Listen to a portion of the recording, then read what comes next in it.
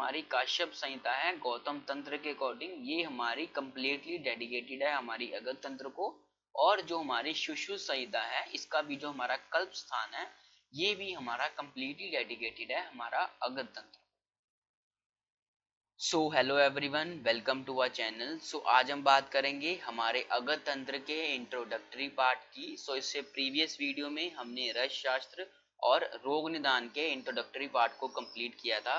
सो इस वीडियो में हम बात करेंगे हमारे अगध तंत्र के इंट्रोडक्टरी पार्ट की। सबसे पहले मैं आपको बता दूं कि ये जो आपका अगध तंत्र है इसका आपको एक ही पेपर देखने को मिलेगा, ठीक है। इसके कोई भी पेपर 2 नहीं होगा, सिर्फ इसका एक ही पेपर होगा। तो अगर हम बात करें आपके सिलेबस की, ठीक है, तो इसमें भी आपको यही बताया कि आपका एक ही पेपर है। और इससे पहले आपको बताया जाएगा कि कंसेप्ट ऑफ अगध तंत्र, उसके बाद विष चिकित्सा, विषाक्त आहार परीक्षा, गर्विष और दूषी विष के बारे में बताया जाएगा। उसके बाद आपको स्थावर विष, जांगम विष, कृत्रिम विष और ऐसे बहुत सारे टॉपिक्स आपको बताए जाएंगे। उसके बाद अगर हम बात करें मॉडर्न टॉपिक्स की, तो इसमें भी आपको बहुत सारे टॉपिक देखने को मिलेंगे। सो इसमें है आपका लीगल प्रोसीजर, पर्सनल आइडेंटिटी, थैनेटोलॉजी और प्रेगनेंसी, डिलीवरी एंड अबॉर्शन जैसे आपको बहुत सारे टॉपिक्स इसमें मिलेंगे, ठीक है। अगर हम बात करें इस सब्जेक्ट के बुक्स की, तो सबसे पहले जो बुक मैं आपको रिकमेंड करूंगा वो है आपकी प्रोफेसर जन्म सिंह की, ठीक है। ये अच्छी बुक है। इसी के कंपैरिजन में एक ये जो बुक है हमारी प्रवेश कुमार शर्मा की है ना, ये भी नई बुक है। ये दोनों अच्छी बुक्स हैं, आप इन दोनों में से कोई भी बुक्स ले सकते हैं। उसके बाद अगर हम बात करें इस सब्जेक्ट के मॉडर्न के लिए, तो मैं आपको रिकमेंड करूंगा कि ये जो बुक है आपकी अपूर्वा नंदी, ये बुक अच्छी है ना। आप मॉडर्न के लिए इस बुक को रेफर कर सकते हैं। और इसी के साथ एक बुक आती है गौतम विश्वास की, तो वो भी आप रेफर कर सकते हैं।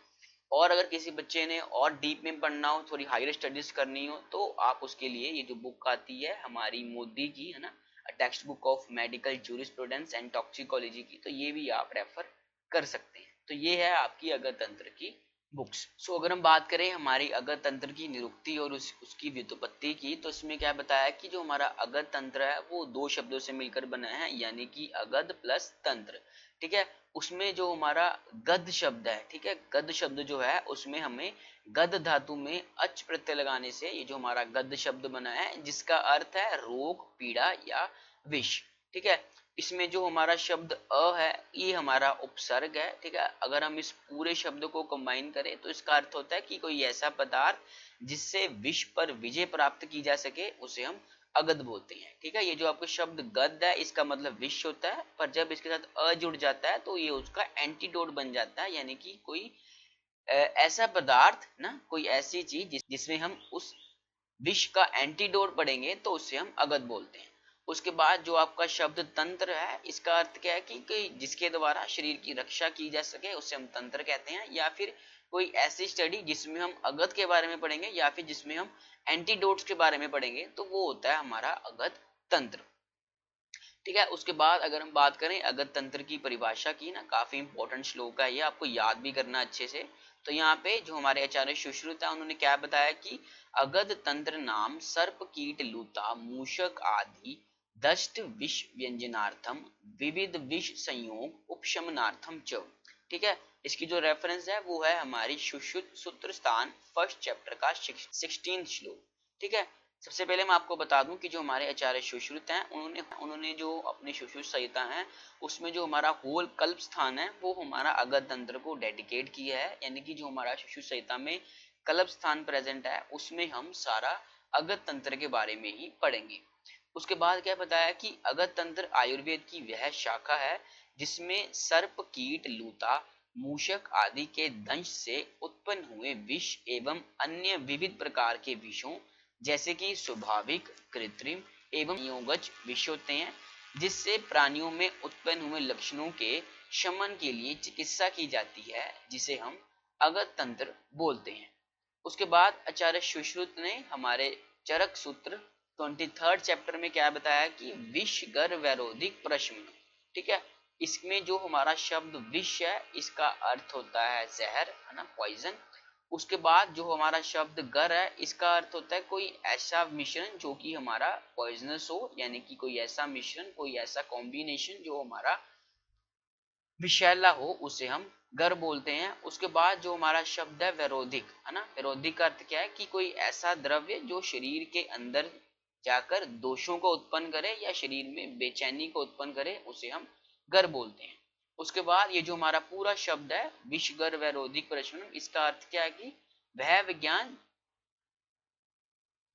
जो इनके उपचार से संबंधित है उसे हम विषगर विरोधिक प्रशमनम कहते हैं।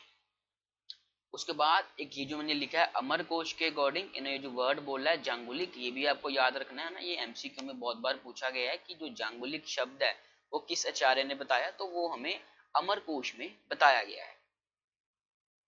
उसके बाद मॉडर्न के अकॉर्डिंग अगध तंत्र की डेफिनेशन क्या बताई गई है, तो वो भी हम एक बार देख लेते हैं।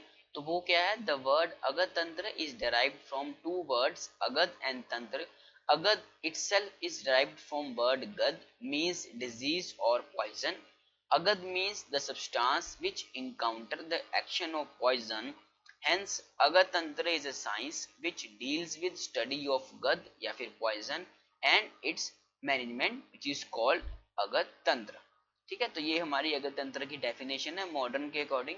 उसके बाद आपको अगध तंत्र के ऐतिहासिक पृष्ठभूमि बताई गई, यानी कि अगध तंत्र की हिस्ट्री के बारे में थोड़े से पॉइंट बताए गए हैं। ठीक है, इसमें से जो एमसीक्यू है वो आपके बन जाते हैं आपके एग्जाम में, आपके यूजी में भी और आपके पीजी में भी। सबसे पहले फर्स्ट पॉइंट क्या बताया कि प्राचीन संस्कृत साहित्य में विष तंत्र के कई ऐतिहासिक संदर्भ हैं। उसके बाद अथर्ववेद में क्या बताया कि विषगन औषधियों के उपयोग का सिद्धांत एवं सांप के काटने के इलाज के लिए मंत्र हैं, वो हमें अथर्ववेद में मिलते हैं।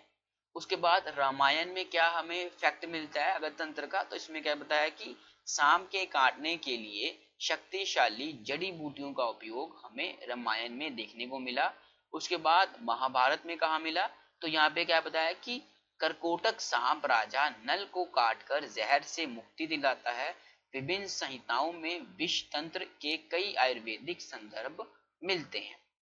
उसके बाद सुश्रु संहिता में क्या बताया कि यह अगध तंत्र का प्रमुख ग्रंथ है ना, यह पूरे कल्प स्थान को समर्पित है ना, जैसे कि मैंने आपको बताया ही प्रीवियसली कि जो हमारा सुश्रु संहिता में जो हमारा कल्प स्थान है वो हमारा कंप्लीटली डेडिकेटेड है हमारा अगध तंत्र।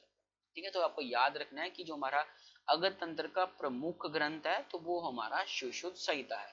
उसके बाद चरक संहिता में हमें कहाँ रेफरेंसेस मिलते हैं, तो यहाँ पे क्या बताया कि इसमें विष चिकित्सा के लिए चिकित्सा स्थान का 23वां अध्याय शामिल है, यानी कि 23rd चैप्टर में हमें अगध तंत्र के बारे में बताया है। उसके बाद अष्टांग संग्रह में क्या बताया कि यह विष चिकित्सा के लिए उत्तर तंत्र जिसमें जो हमारे 9 अध्याय हैं वो हमारे अगध तंत्र को समर्पित हैं अष्टांग संग्रह में। उसके बाद अष्टांग हृदय में क्या बताया कि यह विष चिकित्सा के लिए उत्तर तंत्र है ना, इन्होंने भी 4 अध्याय को कंप्लीटली डेडिकेटेड किया है हमारी अगध तंत्र को। उसके बाद जो हमारी काश्यप संहिता है ना, जो कि हमारे वृद्ध जीवक के अकॉर्डिंग है, तो इसमें भी विष चिकित्सा के लिए एक अध्याय समर्पित है। उसके बाद काश्यप संहिता जो कि हमारी गौतम तंत्र के अकॉर्डिंग है, तो उसमें क्या बताया कि यह अगध तंत्र के लिए पूर्ण समर्पित है ना, और कैरलियन परंपरा के लिए पाठ का सूत्र है। उसके बाद लास्ट में आपको वैशज्य रत्नावली में क्या बताया कि इसमें विष चिकित्सा के लिए एक अध्याय समर्पित है, और भाप्रकाश योग रत्नाकर चिकित्सा कालिका रस शास्त्र इन लघुत्रयी में कुछ अध्याय अगध तंत्र को समर्पित है। उसके बाद आपको यहाँ पे क्या याद रखना है कि जो हमारी काश्यप संहिता है गौतम तंत्र के अकॉर्डिंग ये हमारी कंप्लीटली डेडिकेटेड है हमारी अगध तंत्र को, और जो हमारी सुश्रुत संहिता है इसका भी जो हमारा कल्प स्थान है ये भी हमारा कंप्लीटली डेडिकेटेड है हमारा अगध तंत्र। उसके बाद लास्ट में हम पढ़ेंगे स्कोप ऑफ अगध तंत्र के बारे में। सो यहाँ पे क्या बताया कि protection of healthy individuals from poison, management of individuals afflicted with poisons और आइडेंटिफिकेशन ऑफ डिफरेंट पॉइजन्स, ये हमारे स्कोप ऑफ अगध तंत्र है। और लास्ट में क्या बताया कि इन occupational and environmental health and in management of carcinoma with different antitoxic preparation, ये भी हमारी अगध तंत्र के स्कोप है, यानी कि इन सभी फील्ड में हमें अगध तंत्र देखने को मिलता है। ठीक है, तो ये था हमारा अगध तंत्र का इंट्रोडक्टरी पार्ट। आई होप आपको समझ आया होगा। आपने जस्ट इसमें जो ये जो श्लोक है आपको अगर तंत्र की परिभाषा वाला ये श्लोक आपको अच्छे से याद होना चाहिए विद इसकी रेफरेंस। और जो मैंने बताया कि आपको जांगलिक शब्द है अमरकोश के अकॉर्डिंग, ये भी आपको याद रखना है। तो ये सारी चीजें आपको अगर तंत्र के इंट्रोडक्टरी पार्ट में याद रखनी है। सो मिलते हैं अपनी नेक्स्ट वीडियो में। Till then thank you so much.